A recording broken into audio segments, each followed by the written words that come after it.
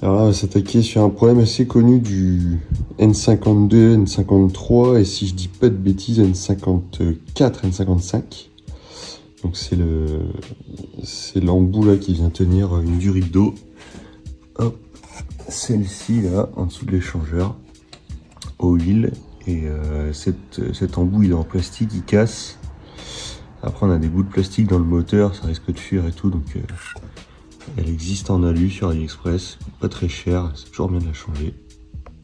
On commence par défaire l'admission, les éléments de l'admission pour y voir un peu plus clair.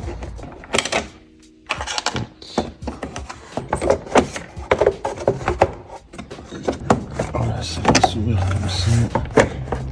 Et là, voilà. Au niveau déjà plus clair, ça, on tire dessus. Idem. Et voilà. C'est beaucoup mieux comme ça. Et on voit que là, ma pièce, elle est un peu grasse. Et là, on commence à en foutre un peu partout. J'ai deux vis en 10 là, que je viens faire sauter. Je viens simplement tirer dessus. Et voilà, ça coule un peu, c'est normal. Et là on peut voir que la pièce elle est bien cassée tout le long là.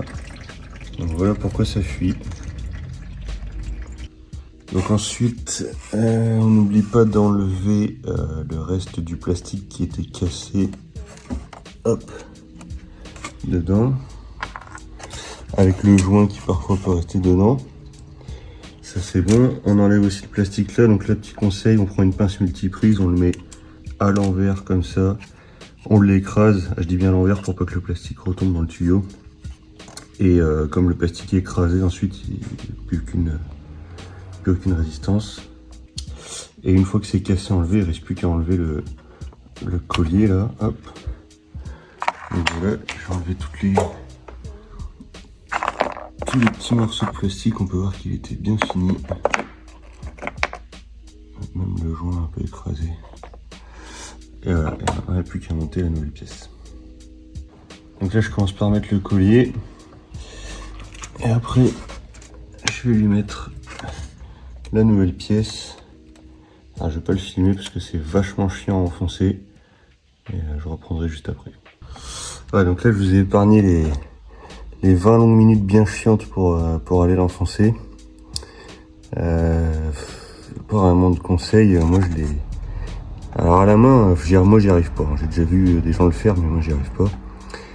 Ce que je fais c'est que je commence par mettre un peu les deux vis là, alors forcément il n'y a que le haut qui arrive à se mettre.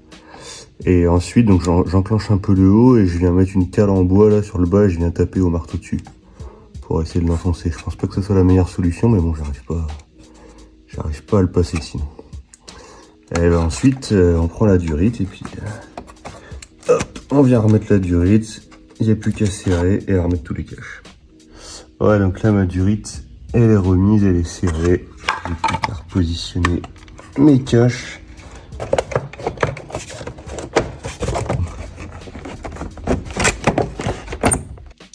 Bon, ça c'est bon, c'est enfin remis. Là il ne reste plus que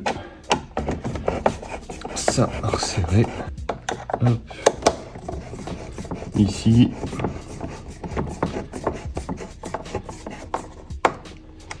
Et voilà. Donc là, on évite ce genre de choses dans le moteur.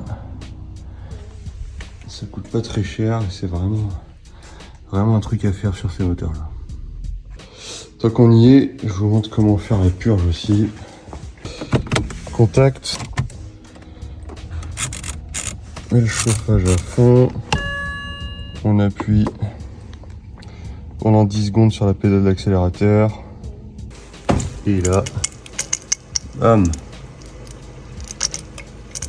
ça fonctionne. Et après, plus qu'à remplir au fur et à mesure que le niveau baisse.